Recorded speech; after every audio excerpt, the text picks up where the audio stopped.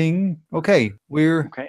live now. I'm gonna make the post on PWS, which is out now. So we're set to go. So we're streaming now. And you tell me, Fern, when you reblocked to Luxlet. Photos worth seeing. I think we can. Aha, we're on the air. Excuse me. We are absolutely on the air. And it is now also on Luxlet. Let's make absolutely sure. It's funny because I don't follow, you know that, I don't follow any of the reblog sites. I just hang out every once in a while on them. Yes, it's on Luxlet. It's done. Yes. We're on. Okay, we're on. Then Where's the music? Let's start the music. Hope it does. It does.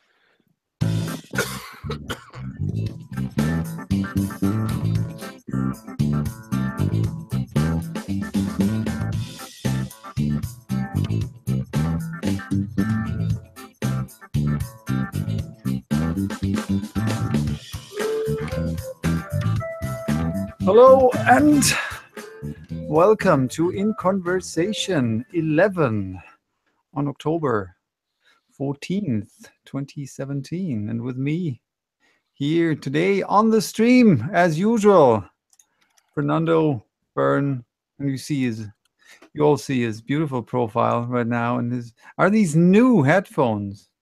No, these are the same ones I've had for a while. Okay. Oh, the same ones that usually mute.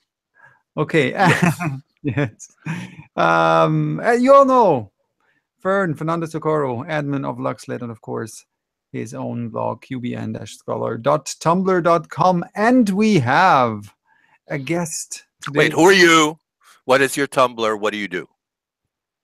Nobody cares. My name's Pete. Well, my name's Pete. I like pictures, as you all know, and my blog is TVOOM.tumblr.com, and I'm also one of the admins of Photos Worth Seeing, also on Tumblr. And we have a guest tonight on the show, or today on the show, depending on where you all are. And Fern, will you introduce our guest? Okay, so our guest is TJ. He is a colleague of mine, and I consider him a mentor, really.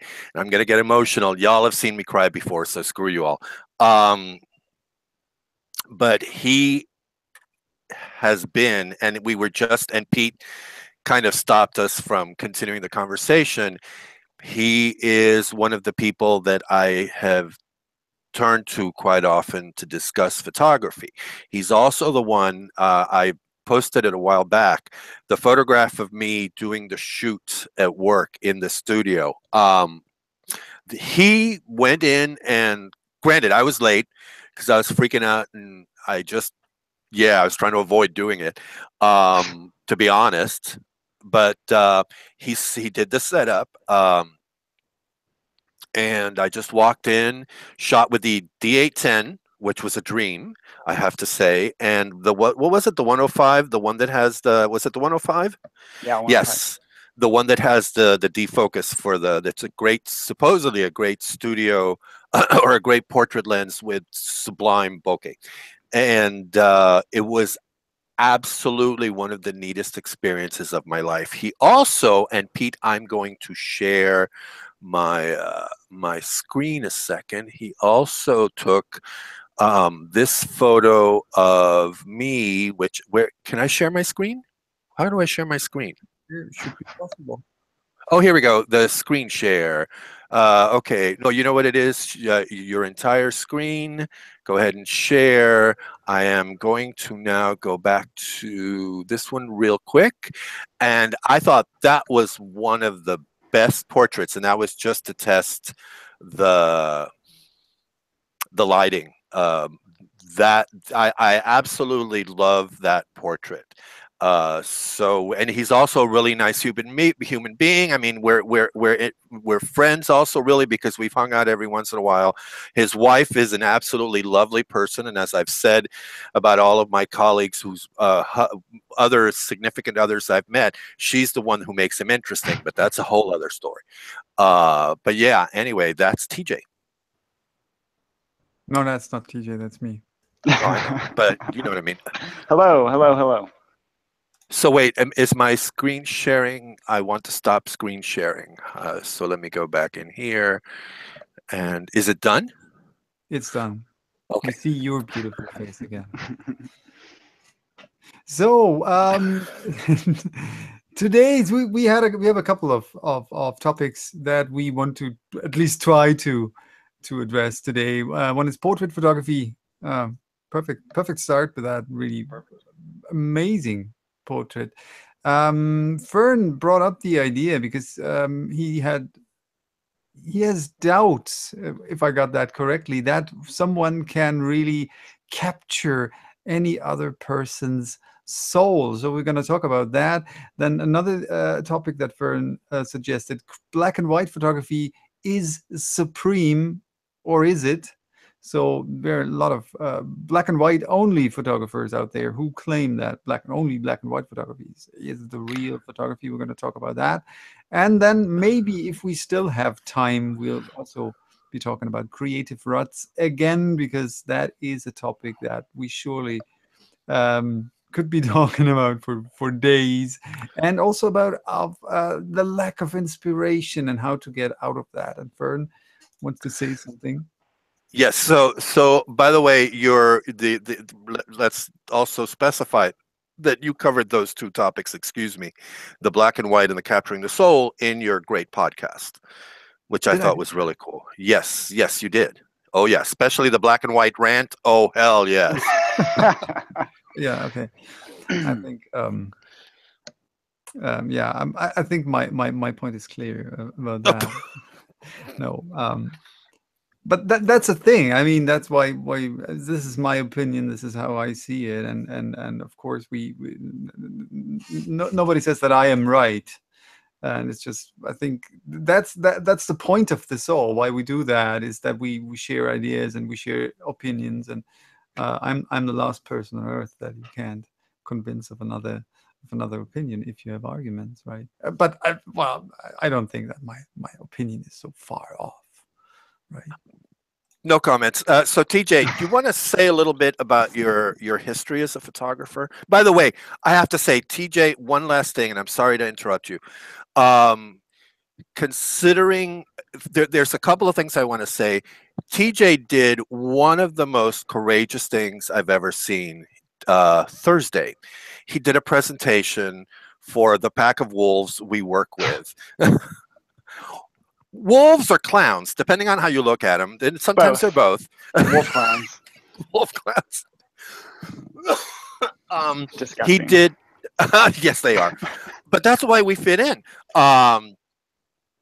He did a presentation of his failures in photography, and specifically what he does a lot of is, the portraits for the school, and the executive headshot kind of thing, and also, what is it, in a sense, a documentary environmental portrait of people at their and he showed some of the, and it was really funny, I have to tell you, by the way. You asked me at one point, and I was thinking along the same lines as Steve, who you also asked, what do you think? I thought, for the kind of work you do and the place and everything, I've seen a lot worse, and a lot of what you showed us could be fixed in Photoshop. Sure. Which you yourself said, but it was so incredibly brave to show what you thought of are your failures, and to explain why they were failures. Right. That was, I mean, everybody did a great job. All the presentations were great, but as a photographer, I was like, damn. It was awesome. So yeah, go ahead and speak about yourself, please. 1 point, they weren't just failures in general. They were specifically professional failures. So it was kind of a big deal for me to like actually go up there and show really bad photos that I've done for work. But so I am TJ. I work at UC Davis. I don't know if that's okay to say. That's where I work. I do photography and I do video. And I am trained in photography. I have a bachelor's degree from Sac State in photography, and I did weddings for a long time, stuff like that. I worked for a private company doing like catalog photos and stuff before that. But I've been at UC Davis the longest for most of my career. And Do you do any creative photography on your own? I do not do anything creative anymore. When I was in college, I had grand dreams of being an artist, and I was gonna maybe get like a master's of fine arts and teach photography, and I had these delusions of grandeur. And then I ended up working, and I felt like that was the right environment for me, or at least this time in my life. So that's where I ended up. And I no longer consider myself an artist, though I am creative and I shoot artistically. But I don't consider what I do art at the moment. Where do you draw the line? Where's the point, or where's the border where you say this is art? If I'm working for someone else, it's not art, basically. Then it's a commission, and then it's like commercial, basically. And also, like, if I'm being paid to do something for someone, like I said, that's kind of a commission. I don't really consider that art. I mean, I know that's weird to say because artists do commissioned work, but like for me as a photographer, like if somebody's paying me to do it and not paying me after I've already done it, like they want something specific, I don't consider that art, but that's just my opinion on the matter. So, serious question, can something that is art become not art if you get paid for that? If you make the same photo as a project for yourself, and you make the same type of photography for someone else who pays you, is that the one art and the other one isn't? That's a good question. That's a good question. I don't know. So I'm not like a big purist about the idea, but like I feel like, I don't know, maybe I'm more like naive about like what art is, and that it is something done like purely creatively, or something done like with like emotional intent or something like that, and without the motivation of payment, basically. Not to bring everything back to that, but yeah, I feel like if there's another person like involved in the process that is not necessarily like a collaborator, then it's not as artistic for me. Like obviously two people can collaborate creatively or whatever, but like if the person is like, this is what I would like to see, and then is like requesting your service, I feel like maybe that's not so artistic. It's I asked specifically because we had that, or I asked specifically because we had that question about art, and I remember in the conversation with Billy Monday that we had, Billy asked, or no, you, Fern, asked the question, "Are you an artist?" And then Billy asked me, "Are you an artist?" And I said, "No, I'm not an artist. I'm a guy who does things that sometimes turn out to be art." Yeah, so sure. that's I see that in a very similar way whenever I do commission work. And I have to say, I do have a video background as well. I'm a trained video editor and video producer, so that's I come from that direction, and then started to do photography as well. In the first place, just as an art form, now I say it, and for myself as a hobby, and then it didn't become a job yet, and I hope it won't become a job yet, but of course also weddings and stuff like that. So it's for me also a big question whenever I do commission work. I loved what you said about I work artistically, but what the outcome isn't necessarily art, or isn't art if it's a commission. And I see that in a very similar way for my work. Again, my opinion surely not valid for everyone else. Exactly.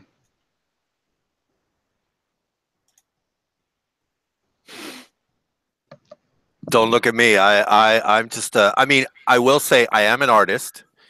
But nobody would pay you for. Okay, that was a joke.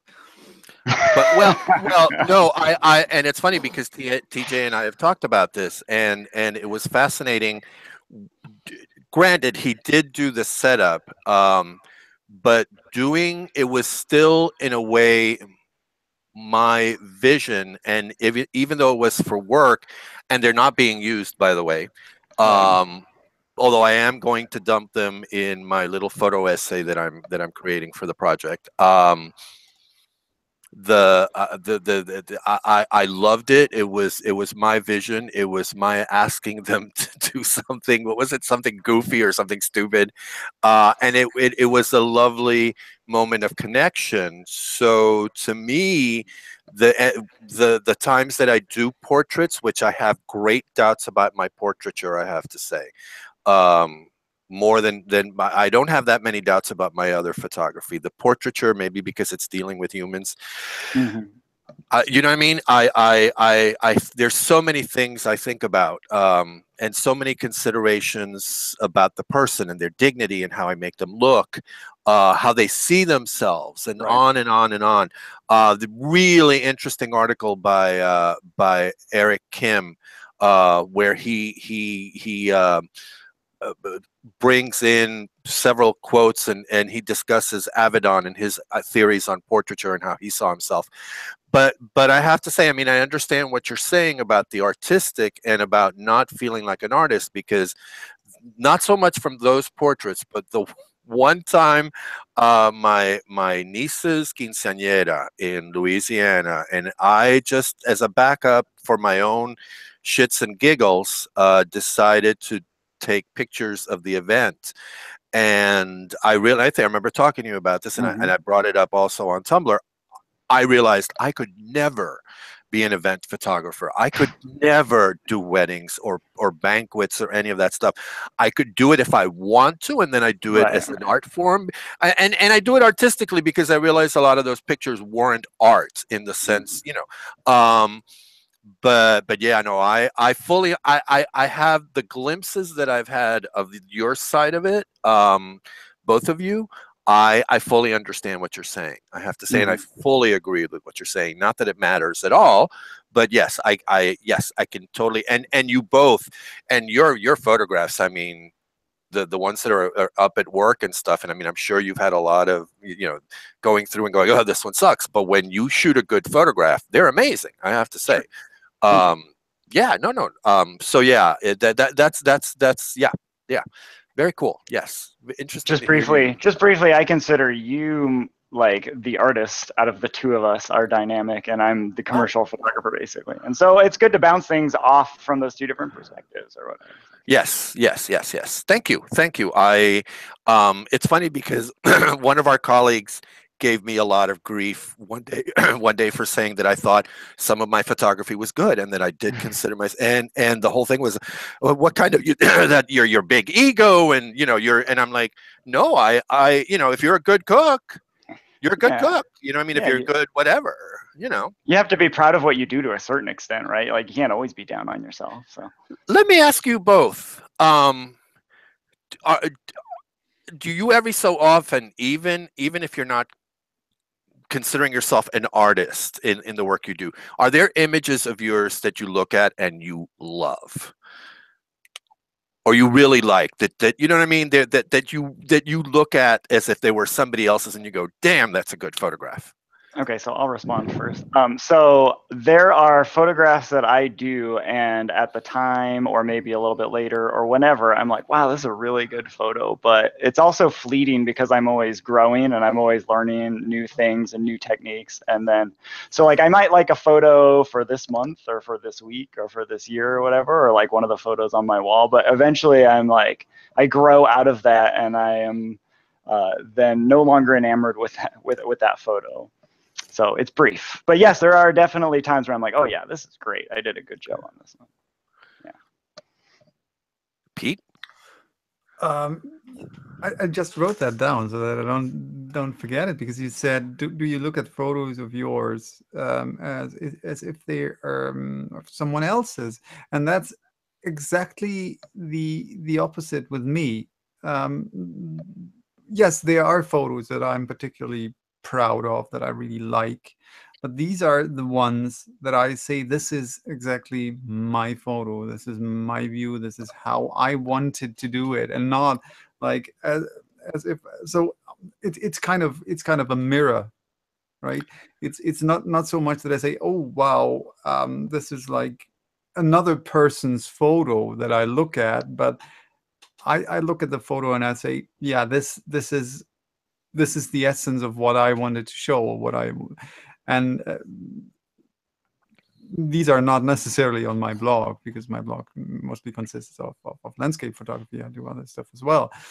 I showed you a couple of the photos that I made for the wedding. I was invited to shoot a wedding of a friend, or a befriended couple, and there are some. Sadly, I can't show them, because these are really photos that I considered to be so far my best photos that I ever made, because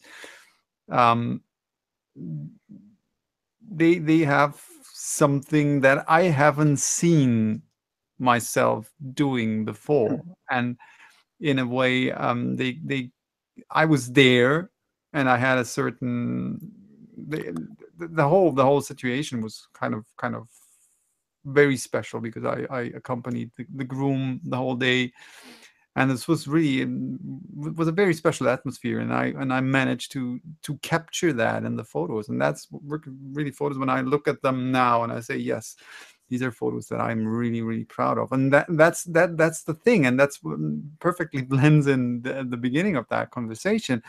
This was more or less a commercial shoot. I didn't get any money for that, because with friends, and I said, okay, I would really love to do that, and they gave me free hand with everything, and so I did that artistically, even though I don't consider these photos to be art, because but these are photos that I'm really proud of, and well, some other stuff, and that's also because a couple of days ago I started to revive an old series that I did on my blog, because I'm also something very different to what I did before, and so, but have a certain feel to them that I see as mine, and as my view, and as what I want to show, and so these are the ones that I'm particularly proud of. Oh, speaking of all that, portraiture, do we capture people's soul? Can I just interject real quick? Sure. And this might just shut down your whole thing. Like, a person's soul is not yours to capture, right? Like, that's, first of all, like, not your job, and second of all, like, people haven't necessarily consented to have their soul captured by you. So that's kind of how I feel on that. What if they're posing? What do you mean? Like If they're posing? posing, aren't they consenting? Yeah, like if you've got all that agreement and stuff made ahead of time, but you're still like, their soul is their own personal, right? Like, if we're gonna get all existential about it, it's like their personal essence or whatever. It's not yours to take from them. That's kind of my point. So you may be able to represent a piece of their soul or something, but it's definitely not yours to take. Oh yeah, no, totally, and I totally agree. And it's funny, because that's a big part of what my essay is going to be about for this thing. I completely 100% agree. And one of the things, and there's a book on Imogen Cunningham, where the person who is describing in the introduction her work talks about and says that at some point, you know, blah blah blah, art, you know, and I'm sitting there going, wait, how many movies have I seen where the person with the camera goes into the village in some wild whatever, people who have never seen a camera, and it's so funny because, oh, they're afraid of getting photographed, or they're so amazed because, oh, you've got my soul on that picture. But that is exactly how we advanced people talk about photography and portraiture and video. Oh, they captured their soul. The Mona Lisa. perfect, like the example of the portrait where it's the the soul and yada yada. But the bottom line is, I totally agree with you. The Mona Lisa, he captured her either when she farted and she was giggling, you know what I mean, or you know, she was just thinking something dirty, or she was thinking he was a butthead, and laughing at him. You know, there's that moment, and to me, that's actually what makes what I'm doing so much more of now. An adventure, which is the street portraiture, where I almost exclusively ask, or almost always ask for permission, even if it's just, you know, just doing this camera, you know, or just pointing and, you know, and then saying thank you or something. Right. And a part of this is, and I did bring this up. You remember this one of our students, and I won't mention the name, who worked with us, and my whole incident with him and the photograph that I took during band practice, where I caught him in a very bad moment, and I strangely enough, I didn't know who he was. I met him with one of our colleagues before he started to work with us. I told him, I caught you, I was doing this. I'm not going to share them, but I did share them on Tumblr without, however, I didn't do the tags that I thought would be, you know, searchable, but I didn't realize, if you put in Aggie Davis Panda, it's still indexed and it's still searchable, even if it's not on the tags. So, and I had put the whole discussion of why I didn't want to publish them out of respect and blah blah blah. Turns out some of his bandmates found it, and you know, of course, harassed him and laughed at him. And anyway, bottom line, he sent me a message where he vented, but he also said, I'm ranting because I'm mad, and I know, you know, I'll get over this and blah, blah, blah. And sure enough, we wound up, again, coincidence, which is why I'm so mindful of respecting how I represent people. And if they don't want to be represented, and this was something that by the way, that the Richard Avedon, and I'll share it on Tumblr, that the Richard Avedon article by Eric Kim, where he talks about this. If you don't want to be photographed and it's obvious, I am not going to share your photo.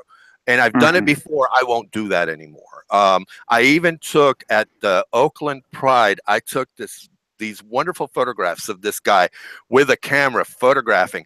And all of a sudden he turned and saw me, and he just gave me this like, why? And as soon as he did that, I'm not sharing those pictures. Yeah. You know? So yes, I totally agree with you. I think there is a certain permission if there's the communication, but I don't think in capturing the soul, not for 1 second, no, because we're too complex. If I may, on the point of consent and all that stuff, it's like, I know the like, and I learned in college and stuff, like legally, like if it's public space, like you're allowed to do that, and you can do whatever you want with them or whatever.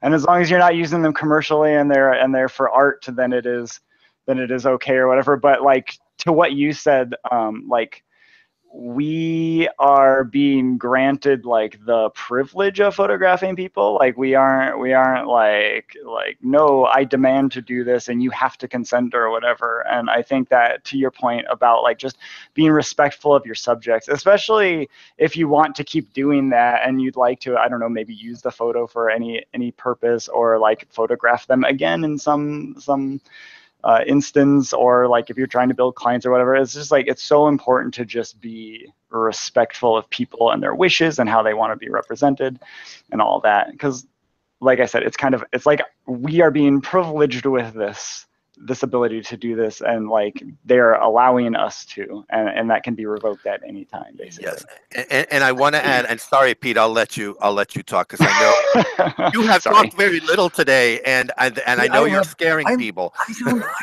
I don't need to talk. I have my own podcast now. I can talk as much as I want. So we've had samples, but there was something I read back then. I didn't have a podcast. Now I have a podcast. I can talk. Oh, that's true. But they're great, by the way. They're absolutely wonderful. Thank you. But one of the things I read very soon after I started taking photography seriously, so this was about 4 years ago, was this article or a video about Annie Leibovitz. And one of the things that it said was that she was trusted by the people she photographed because she always made them look right. good, even if they didn't look pretty. Right. Even, you know what I mean? But she still, there's something in those images, and that's one of the things. And again, and I'm sort of talking about this because it's what I'm thinking about with this thing that I'm going to write. Is I may not necessarily represent the standard of beauty in these people, but I see something beautiful. Oh, I get so emotional about this, and the very idea of doing that shoot for this project, the fact that so many of my colleagues, including one of them who's very tall and who's a butthead, and you know who I'm talking about, who I've known actually longer than I've known all y'all. The fact that he doesn't like his picture taken, yet he trusted me to go in there and tell him off and then get a couple of really good pictures of him. That to me is yeah, it's humbling. It's that privilege. It's the fact that I get to see, and that I'm granted that access. There's an intimacy involved in portraiture. It's a matter of degree, but like it's still an intimate thing, and it's like when you are being photographed. And this is an important thing for photographers to remember, is that when you're being photographed, you're extremely vulnerable, and like you may be nervous, and you may be in a situation that you aren't comfortable with, or that is not natural, or whatever. And so it's just really important to recognize that as photographers, that like these people are being put into vulnerable situations, and they are, as you said, they are trusting you. And to your point about beauty and stuff, like I don't think portraits are necessarily, because beauty's subjective or whatever, and we can all like decide for us what is beauty and like what that even means or whatever. But it's like not so much about capturing like societal beauty or whatever, like our standards of beauty, as you mentioned, so much as it is like capturing personality or essence or something like that, to get all philosophical about it. Fern is laughing. That's his mic muted too. For me, it was my first time that I had a shooting with a professional model, which was, interestingly enough, even a nude model. So it was my first. I did nude photography before that, about 2 or 3 years before that, but never with a professional model. So the first time I had, and it was so extremely different, and that was because of exactly that. You have a person who, and it sounds easier as it was, but who by default trusts you at least more than someone who is not that experienced and didn't get paid for that. So you pay them for their trust. Of course, they don't go to everyone, and you have to have a certain reputation that some people that people will work with you. But there was, and that's maybe what could be called capturing someone's soul, because there was, what I saw wasn't a person, but this was an actor. This was someone playing a role. I never had the impression, I liked the photos that came out of that session, but I never had the impression that I'm taking photos of a person, but there's someone who acts. So I took photos of a role, which was interesting because, well, my video background and filmmaking background, it is a hugely different thing to do documentary work, which I did a lot in the past, and really shooting scenes for movies, which are just about how to get the picture as technically perfect as ever possible. And yes, we all talk about the actor's deep feeling and the method and all that bullshit, which is all no, it's yes, it exists, and yes, some people do that, but like 99% of all the time, it's just pure technique. And I will get bashed by actors in case someone of the ones that I worked with, or in case actors watch that, because they all don't want to hear that. But it's a fact. You have to meet your marks. You have to be on time at the, and that is mostly technique. And there's this wonderful anecdote that I once read. No, an actress told me about that, and she was of the same opinion as I am right now. And she said, "Well, you just have to look at Humphrey Bogart in what's the movie called? Very famous movie, the movie. Fernando should know that. Pardon? Fernando should know that. Casablanca? Yeah. Casablanca. Yes, thank you. And there's this scene when the band is playing and he's, I think, on a balcony or something, looks down the scene, and it's just the emotional, one of the emotional high points of that movie. And he was asked, what were what did the director tell you that you should feel in that moment? What did he want you to put into that moment? And Bogart said, he just said, look there. And that's the thing. We can, if we look at photos, if we look, okay, as photographers, and that's what you said, TJ, we have a lot of responsibility as well in terms of we are very privileged to be able to take photos of someone. And so we do have a lot of responsibility because we can make them look this way or make them look that way.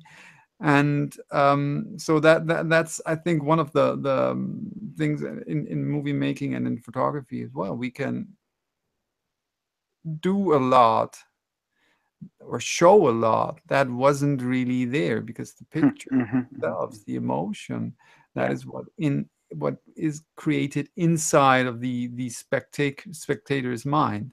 So and that's the gray line, the fine line that I love about that all is to how to take an idea and how to take your technique, your skills, and your experience, and then also when you're working with people, to how to connect with them, to create something out of that many people, or if you show a photo to 10 people, there were 10 different opinions what is seen there. And that is for me personally the most amazing thing about that all, to create something that is a different experience for everyone. And maybe if you're good, or if you're lucky or whatever, there might be a general consent about what might be there and what is it, but there's 10 people look at it and 10 have a different story. So to kind of tie together some of the stuff that we've said, I consider portraiture specifically to be a collaborative process between you and your subject or subjects. Like, and especially like, even if I'm just doing like studio portraiture, like headshots and stuff, I like to give them a say in what we are doing. Like I'll show them what we're doing, and just let them have some kind of input. Like whether it's useful input or not, it doesn't matter. Just as long as they're like in on the process and helping you to create this portrait. Especially when you're doing commercial work, you want your client to be happy or whatever. But this even applies to art too. Like they might be able to offer you something in a creative fashion or otherwise that might benefit the work. So yeah, it's collaborative. But and it also I builds trust. yes, I also think though, and that goes back to what we were talking about before we started. I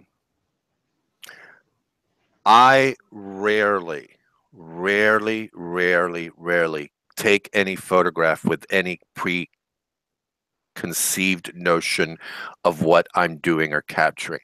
There have been a few, I will say, never with people, now that I think about this, where for an instant, I will see this is a black and white image.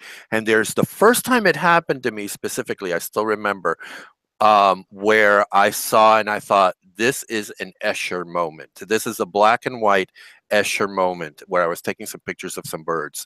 And sure enough, the pictures, I think there were two photographs, especially one of them that got me some really nice feedback. And I still will say, I was just looking at, I still love them, especially the one. But I don't have preconceived notions. And when I take a photo of a person, for me, it is a collaborative effort because there's that. However, what was really interesting to me was reading the article, again, that Avedon article, where he was saying, and he was talking about his American West project, mostly, where he said, this is not collaborative, this is my vision, and this is my putting my stamp on this. And you see it in that series. I mean, in that series, you see the fact that, you know, quite obviously there's a continuity there where he had this idea that was very within certain parameters, where he still got creative as all get out. But yeah, I mean, I understand what you're saying, but I don't have preconceived notions. That's what we were talking about. Even the technical stuff, I don't walk in and think, oh, I'm going to set my camera at this and this and this. I sort of look at everything and then sort of go, oh, let me try, you know what I mean? And usually, I'll admit, it's usually on P, or sometimes I'll just mess with a few things, but it's about what I see and how. So yeah, it's not. You may not consciously go into doing a photograph with like intent, but I think that like subconsciously, there's definitely, Yes, of course. you know, sort of, you may not know the final thing, but you know, like a general outline, maybe like a storyboard or whatever of what you're trying to accomplish. So. That is true, because one of the things I do quite often, and there's the photographs that I took in my office a couple of years ago, where I think it's just 3 folks actually, and I have posted those on Tumblr, black and white portraits that are very close to the, you know what I mean, which Pete commented, I think, not on that, but I have no problems cutting off the top of somebody's head or something, or their chin or whatever. And that is, yes. So yes, in that sense, yes. I didn't preconceive them in black and white, I will say, but just that up close, I want your face to shine. And I don't want you necessarily to be moody or artistic. If you're going to, that's actually where I started to get the, you know, do something goofy idea. Yeah, so yes, you're right. I mean, we all have preconceived notions about everything. We won't get, we won't go down that rabbit hole.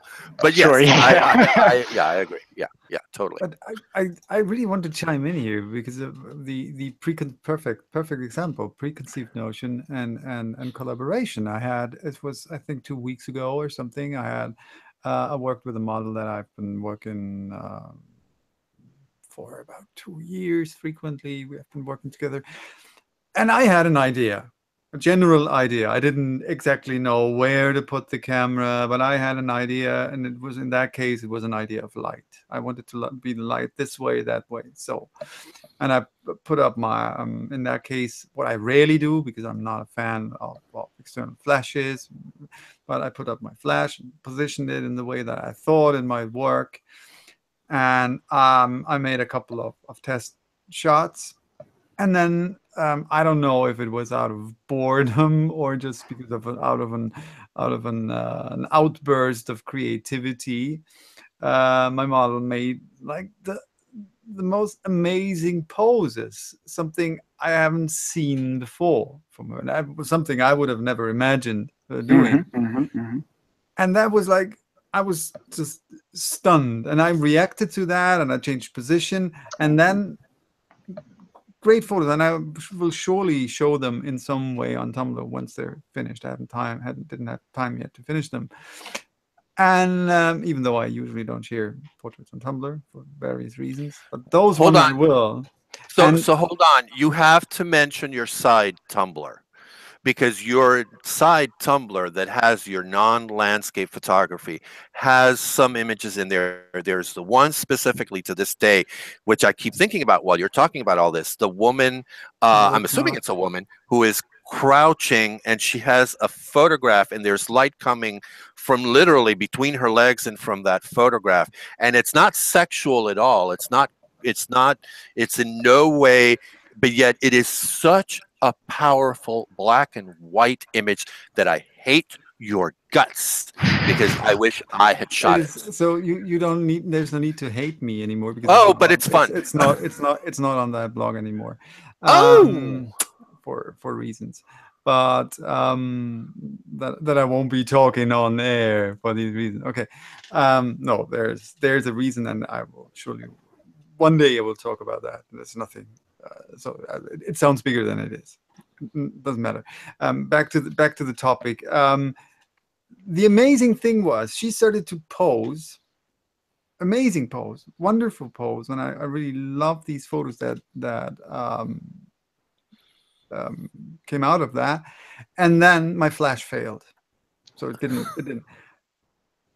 And so there was only this huge desk lamp, very soft light, just light from above. The exact opposite of what I had in mind. And those photos are even better. Because they had, and this is what you get into a shooting with an idea, maybe or not, and maybe if it's just a feeling what you want to do. Maybe it's just I want to do something with ambient light, or maybe I want to do close-ups or whatever. So it doesn't have to be that perfectly fleshed out idea. And then this bouncing back and forth. The person does something, and if just raise an eyebrow or just tilt their head a bit, and you see something completely new, and then you take photos of that, and then something happens. And if you can implement that in your photography, the most amazing, most of those photos, that's in my personal opinion, most of those photos, and there we are at the beginning again, that I consider to be special, or that I'm especially proud of, are photos that were accidents in terms of something happened and you react to that. And I think that is, for me, one of the most wonderful things that can happen. And that's why I still go out there into the forest, same 15 trees, because every day something, or not going every day, but every time something different happens, and that's maybe it's just the light a bit differently, or the leaves are now it's amazing in fall, the colors, it's just amazing. And so no time for black and white photography at the moment, at least. Black and white photography. I completely agree with your statement about happenstance and happy accidents and being able to like react in a situation and stuff. And like I have also had similar experiences where it's like you go in maybe with a plan, or more of a plan than what you ended up with. Like things just ended up completely different, but it's like way better than what you expected. I mean, that's part of the art, I guess, behind it. Even if you're the most technical photographer, like those situations, like you can't help but have that creativity and that artistry in there. So yeah. So speaking of accidents, let's talk about black and white photography in the little time we have left. Go ahead. Who? I don't know. Well, okay. So all right. So I will start then, because this is why I made that connection, even though it doesn't necessarily make sense. One of the things I like about black and white photography is that there have been times that I have overexposed, especially. That's one of my sins. And yet, and that's been mostly, I have to say, with the little Fuji, with the little X100. Just by accident, and I have been able in black and white to bring out, even with that overexposed image that still remains overexposed, and I can't rescue a lot of the image, but there's something about the black and white and the composition and everything else that still winds up creating an image that I like. And sometimes I've been surprised at the reactions. It doesn't happen often, but black and white to me gives me a greater range of creativity, and also is more fascinating. And I'm thinking back to the portraits, and specifically the three office portraits that I did.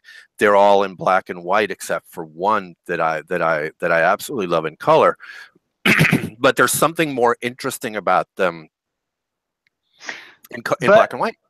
Okay, but like, are you implying that black and white photography has like the black and white is just intrinsically more interesting than color photography? Is that what you're implying? No, because I think for certain images, and I will say I do let the images speak to me. And there have been images that I've shared on Tumblr and on Facebook that are gorgeous, and there's one specifically I'm thinking of right now, this rose that is an absolutely gorgeous photograph, both in color and in black and white, and I got the same amount of reaction. Some people preferred one, some people preferred other, but and again, I'm not saying I like these images because other people have said so. Because when you were going through my black and white photographs and you chose the one of the strap that's in this circular, that photograph, I remember telling you, nobody ever commented boo, and you actually chose it as one of my best 10 or 12 photographs, which absolutely floored me because I still love that photograph. It has that classic feel about it. I don't know. Feels like, thank you. Feels like not professional. Stop it feels very it's very artistic. Stop it, because I can't handle. Am I going to make you cry? Well, just a side note. When we were doing the critiques, and Pete, we need to talk about that. I surprised Pete by submitting 2 photographs and not telling him they were mine, and one of them, especially the one with the dummy and the dress, I had to tell him to stop because I literally, and just thinking about it now, I literally lost it because he was just going on and on and on about this is something I would hang up on my wall and yada yada. That's true. No, I know. No, that's what made it even more unbearable for me because it was like fuck. But anyway, so no, I'm not saying that at all about the picture, but I tend to prefer black and white. And I will also say one of the reasons is I don't know how to work with color. I have real issues, and I used to have this, the very little painting I used to do. It's not that I don't see color, but so for me, black and white is usually the better venue, but not always. I'm open. Okay, so here's the thing though. Sometimes when I hear people say things like, well, I don't know how to work in color, so I like black and white better, or like, I don't like to use flash, I like natural light better, or whatever. And this is not always the case, but a lot of times it's because it's something that they're more comfortable with. And like the other thing that they might be mentioning, like using flash versus natural light or color versus black and white, it's just something that they're not as comfortable with, and they're not as confident in doing, and so they just like fall back on what they know or whatever. And is that the case for you?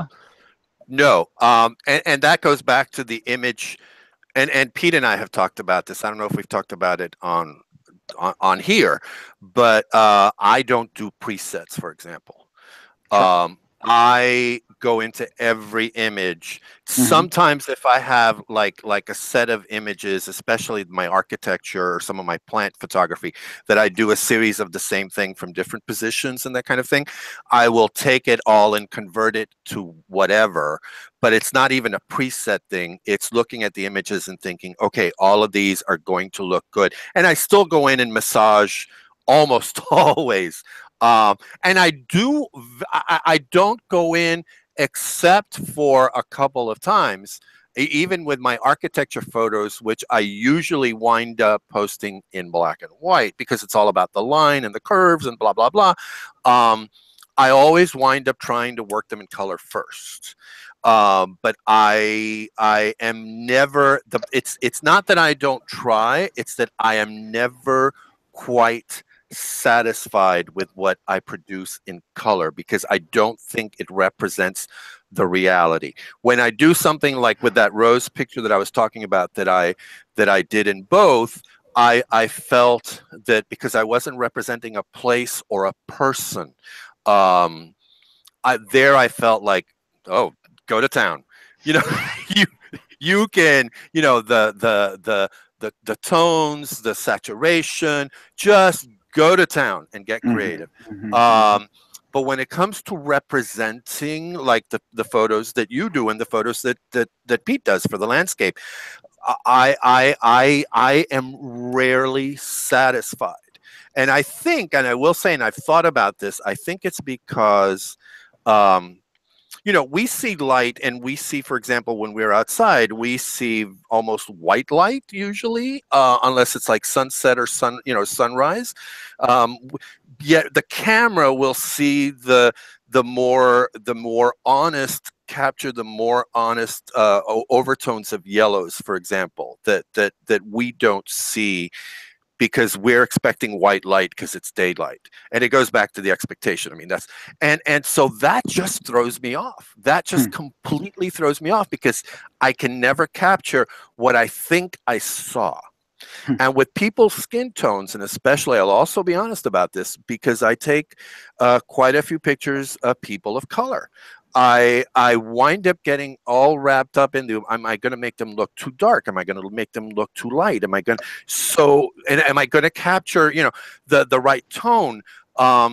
Which I will say, for the images for that shoot, the raw files were so perfect because of your absolutely brilliant lighting.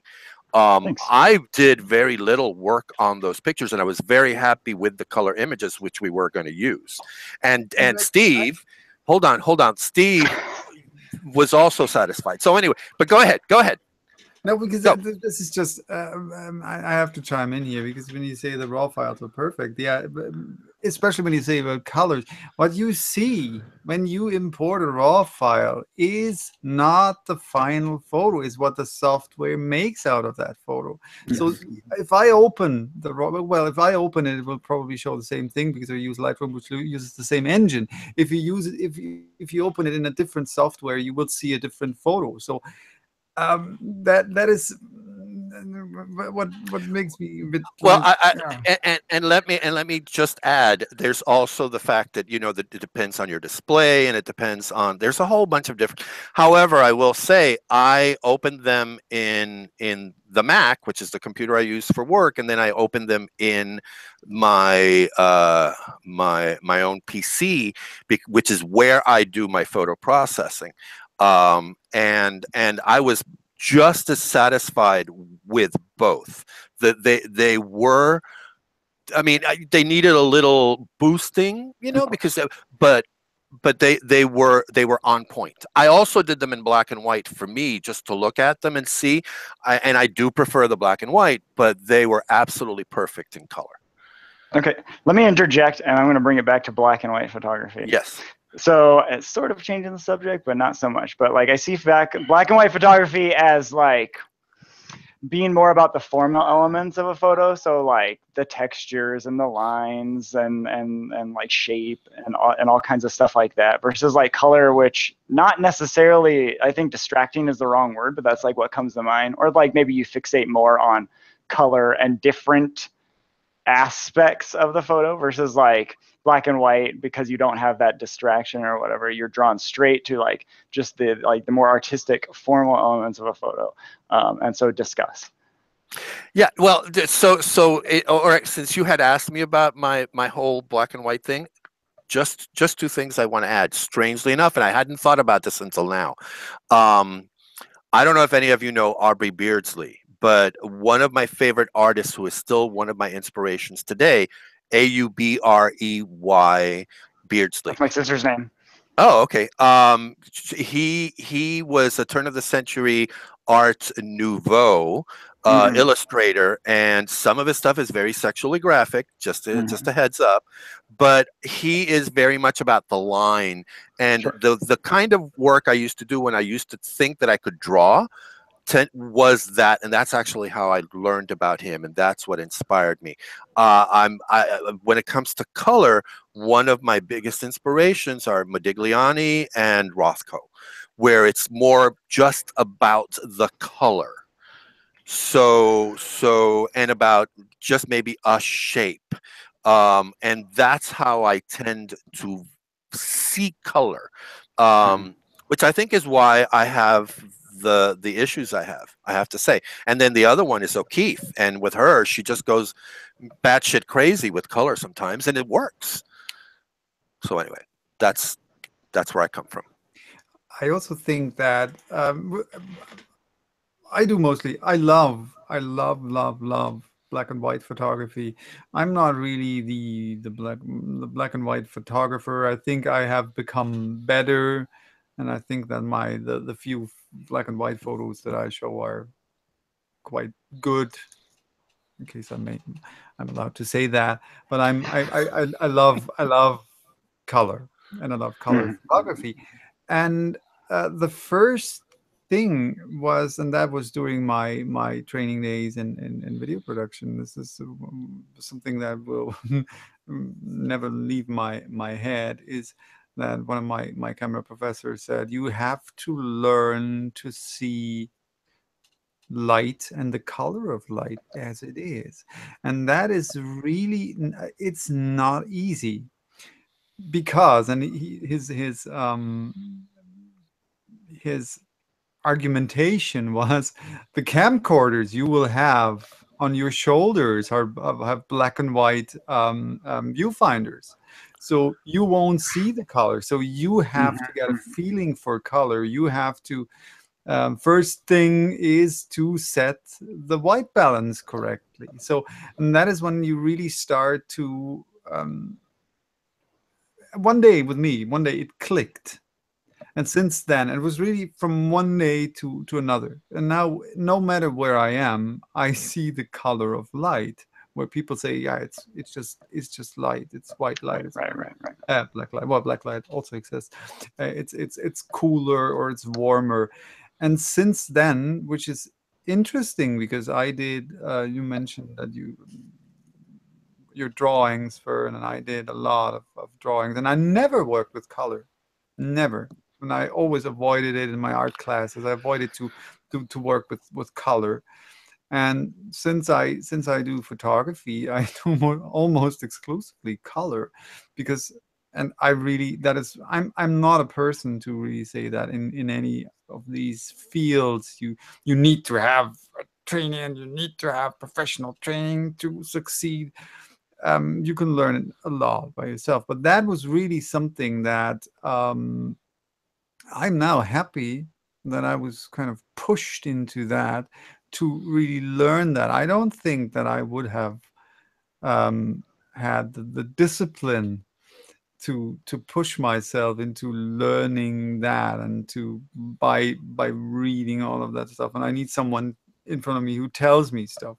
So so I'm that is my learning process. I need people to tell me and show me things. And I have my whole bookshelf here is full of books about color theory and stuff like that. And I read them all. I didn't understand anything. And then someone tells me something, like, okay, look here, look there, boom.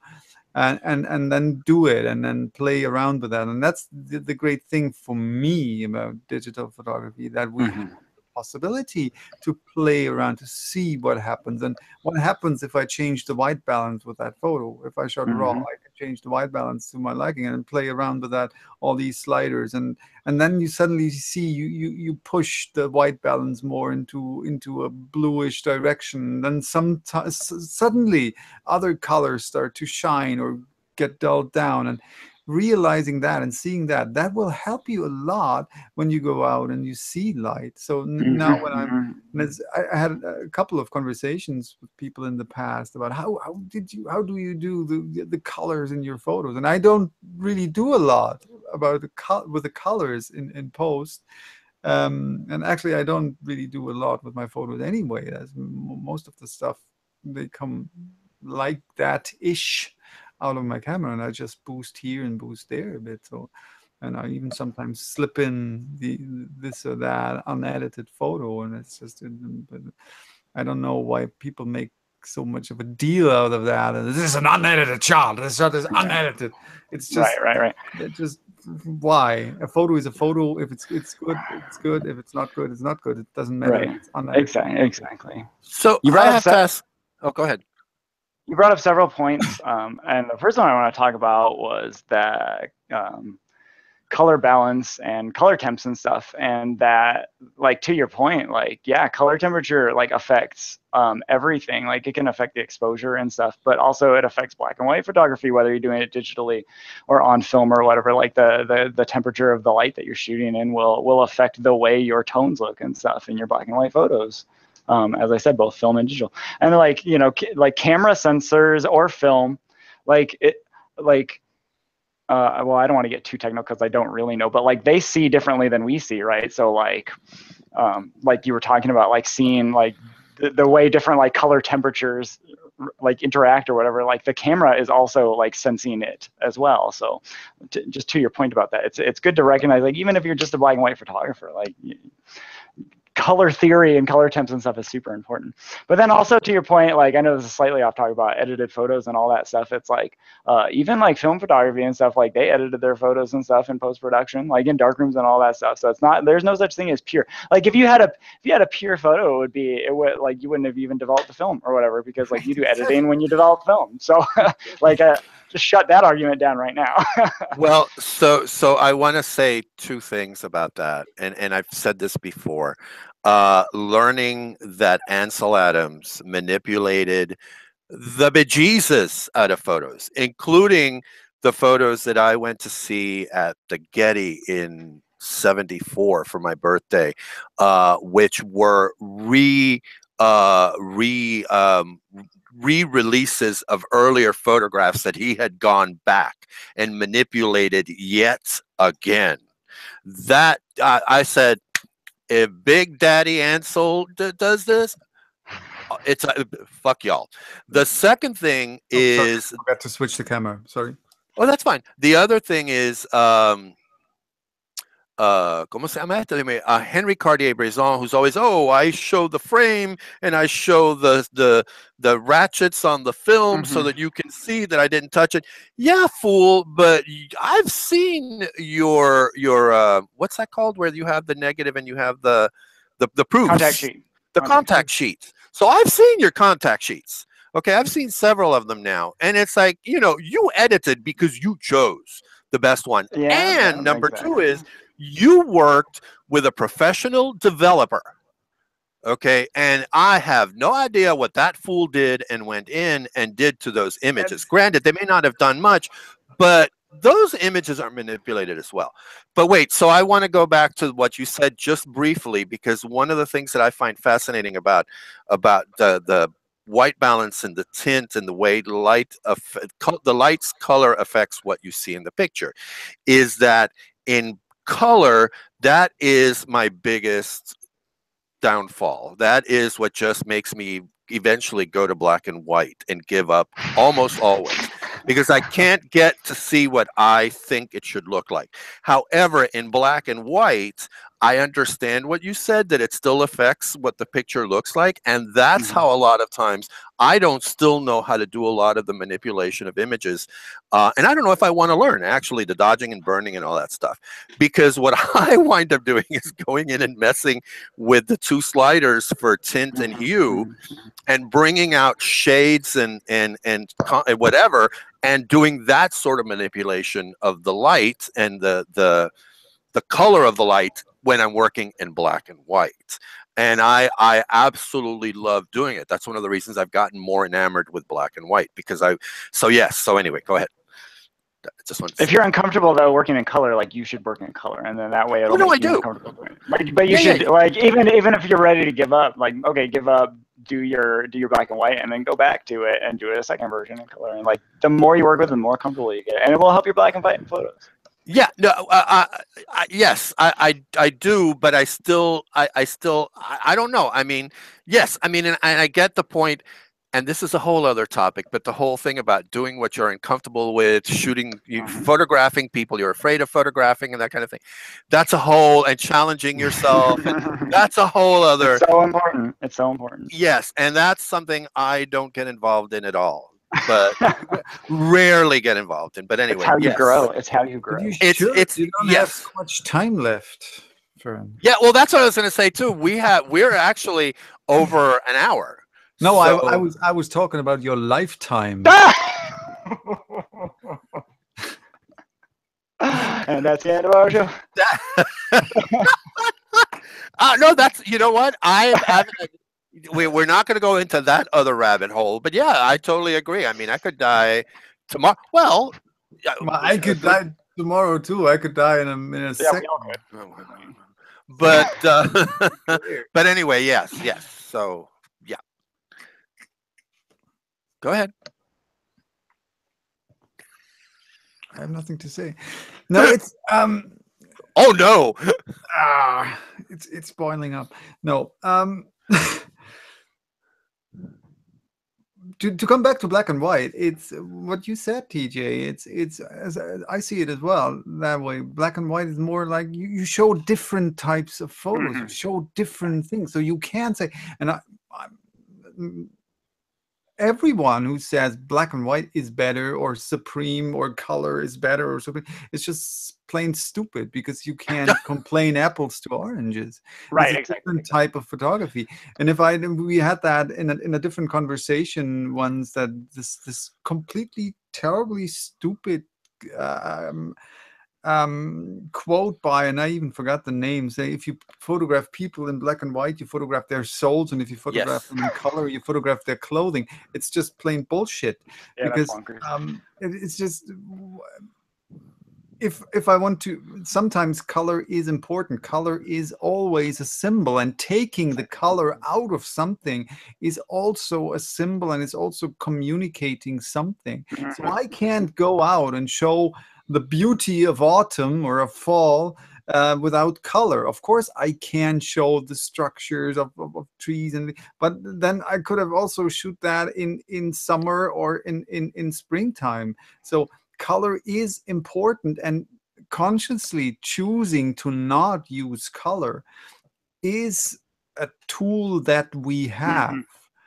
And so saying this is better or that is better is just plain stupid. And I totally agree with you. And it's TJ, when you said that if we're not, if we say I don't like that too much, then we're just simply not comfortable with doing that. And then maybe if we want to go ahead and evolve, then maybe we should do exactly that. But this is a choice that we all have to make for ourselves. And I don't want to do certain stuff, and so I won't do it, and I will do other stuff instead. So this is a choice we have, a creative choice that we have to make, and just not saying because I like that better, it's better.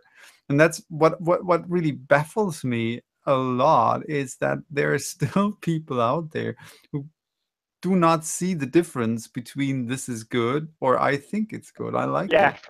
So there are a lot of things that are good as great literature, amazing movies, that I hate from my guts, that I don't like to watch. Please. And there's stuff that is plain bad that I love.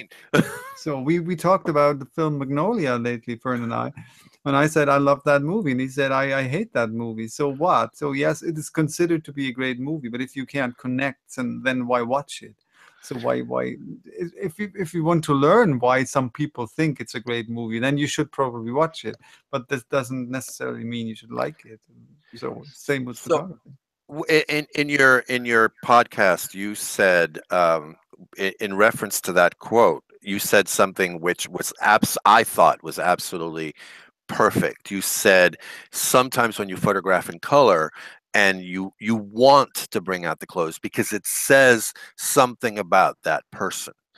And when you said that, you made me think of me, especially in winter when I mix all my plaids in all different colors. And I don't know what that says about me, but I would almost always, the few times I've done a selfie when I've had the mixed plaids, I've always posted them in color because it's exactly what I want to include about me as a person. Oh, you have 15 minutes.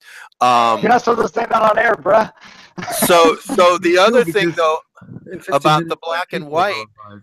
the black and white versus color, that photograph that you liked so much with the dress, blah, blah, blah, that I surprised you with and didn't tell you it was mine. I will say I did it in both black and white and color.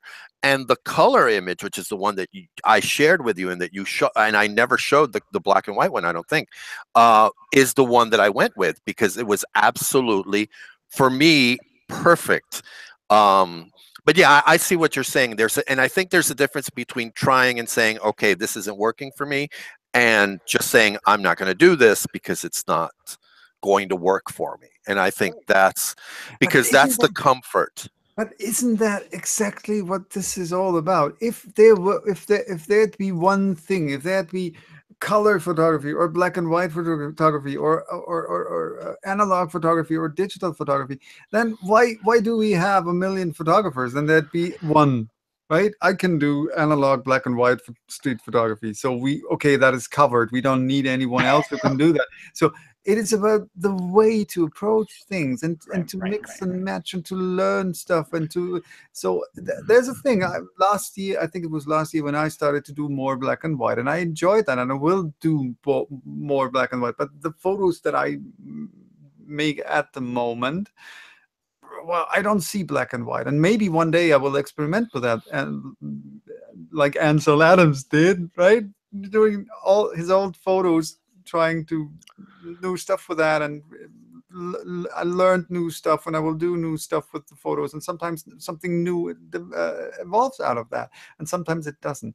But that's the whole joy in that, finding out new things and finding a new way of doing things. Yes and no. I have to say, there's a quote, and I actually use it for one of my signatures for my work emails.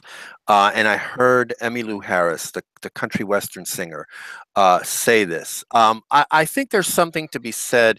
What is it that knowing your limitations is how you develop style, or something like that. And I think, yes, for example, with me, you brought up film as opposed to digital. I know I couldn't do film simply because I would not be able to do the developing. I don't have the kind of mind that works with recipes or measurements and that kind of things, which is why when we've had the challenges and other people have had challenges, I don't participate because I don't think that way when I approach my photography. Does that mean I don't do those things and I don't learn from them? No, I apply them, and sometimes I'll look at my photography and go, I did apply this, and I did do this, and I did do that, and I examine it. I just don't do it at that moment because it's not the way I work. But I'm also very aware of this is where I fit.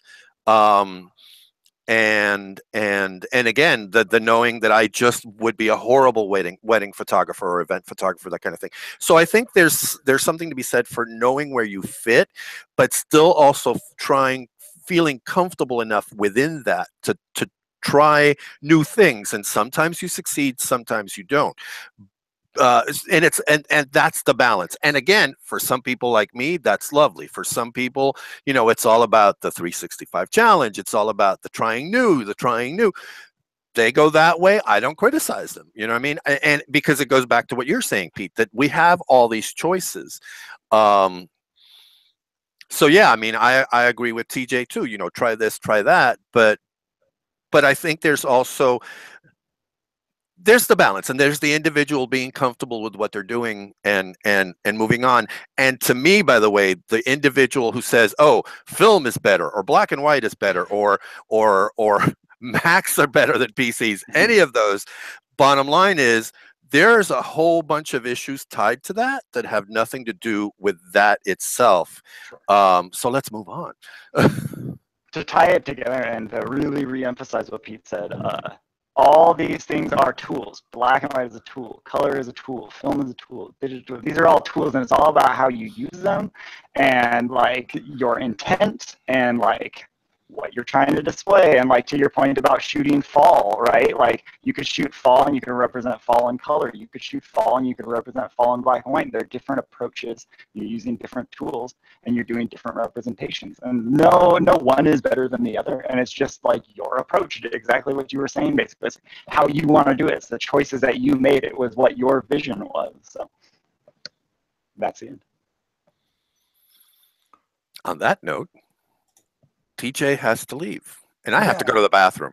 And my pizza will arrive because I just had some cake this afternoon and didn't have something else. So then let's keep it at that. I'd say, right. So we talked 1 hour 20 minutes. This is a good time. I think people say we talked too long anyway, so got it down a bit. And this one is a packed episode. Thank you so much for joining us, TJ. It was a blast, and I hope you'll be joining us once again one day. Thanks for having me on. We'll see what everybody says. Well, the good thing is nobody commented on chat, Pete, did they? No, nobody. There was no one on chat, but I didn't really mention it. Usually I should mention it more often, but so nobody was in chat. Nobody sent message, at least not to me. And we had 9 viewers today. That's pretty good. Usually. That's yeah, a little bit below average. Usually we have about 12 or something, but you all out there, you will watch that later. Yes. So I just want to say, going back to what I said at the very beginning, these are the kinds of conversations TJ and I have every once in a while, and that's why I consider him a mentor. And to your point, TJ, about teaching, you would be amazing. I have to say, you'd be a really good teacher. I don't like you as a person, but you have an amazing personality. And the way you communicate this stuff, and you have a passion for this stuff, and it shows in your work at work. And it shows in your video work also. I mean, because I've shot with TJ as a director, and when he's directed, and I've just done the video because I just do a backup every once in a while when they need somebody, and I've also shot video side by side with him while somebody else is directed, and you love this stuff. And the fact that you are so willing, because I know other people who do photography who I've always been surprised that they know I'm doing it, and they never really talk about it. I mean, but I mean, we have these discussions just like we did today. Maybe not quite this long, but yeah. So thank you. We had a chat. Sorry, I want to interrupt. We had a chat. Steffi wrote, "Thank you for the great conversation." So, thank you. Thank you, Steffi. By the way, I'm not Fernando's mentor, and I consider us equals. And I do like our going off the deep end conversations about photography. So. Well, you may not consider yourself, but that is in a way what you are, because you know a hell of a lot more than I ever will about this shit. Oh, sure. But we balance stuff off each other. So. Oh yeah. That is true. That's what makes it so much fun. Yes. Exactly. So yes. Anyway, I'm done. I hate to Pete, say wrap it up. I hate to say it on air, but I consider Fern to be a mentor, not necessarily. God, you don't say it on air. So we're not just throwing insults on each other. Although that's really the fun part. People are not supposed to know, right? Well, no, but thank you. But I feel the same way with you, and I mean, that's one of the reasons I love Tumblr so much, and still after and now I'm on Instagram, but there's this community of people where we talk about photography, we talk about a whole bunch of stuff, sometimes publicly, sometimes privately.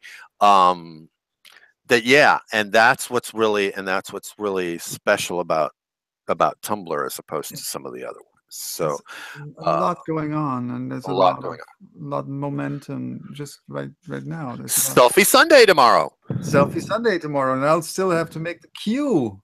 Hooray! You still haven't done it? No, when I wasn't home.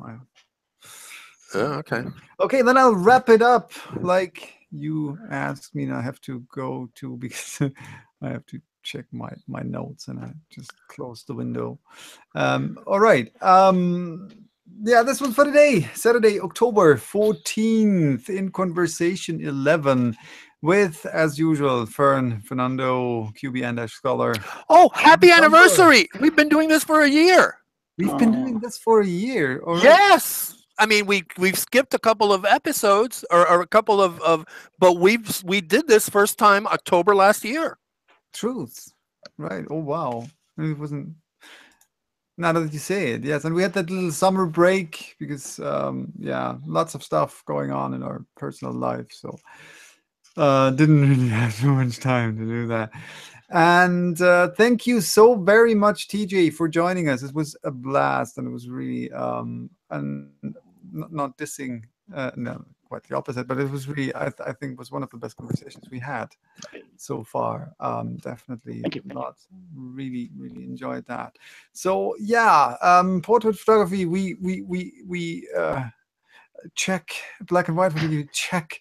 We'll be talking about creative ruts and lack of inspiration in the next episode, maybe, or not. We will see, as usual.